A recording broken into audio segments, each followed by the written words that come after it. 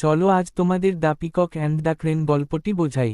Once upon a time, a peacock lived in a forest beside a lake. He was very proud of his beauty. একদা এক ঝিলের পাশে বনে একটি ময়ূর বাস করত। সে তার সৌন্দর্যে খুব গর্বিত ছিল। Every day he use to go to the lake.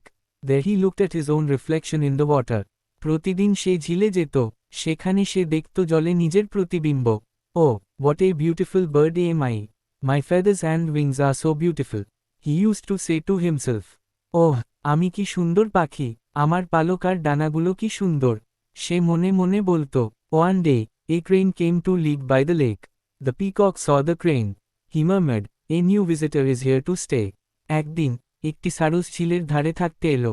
ময়ূরটি সারসটিকে দেখল। সে বিড়বিড় করে বলল, এখানে একজন নতুন অতিথি এসেছে। I must go and introduce myself to him. So, the peacock walked to the lake. আমার গিয়ে তার সাথে পরিচয় করিয়ে দেওয়া উচিত। তাই, ময়ূরটি ঝিলের দিকে হেঁটে গেল। The crane was busy there. He was catching fish for lunch. সারসটি সেখানে ব্যস্ত ছিল, সে দুপুরের খাবারের জন্য মাছ ধরছিল। আজ তাহলে এই পর্যন্ত পড়া থাক, পরবর্তী অংশ পরের ক্লাসে হবে।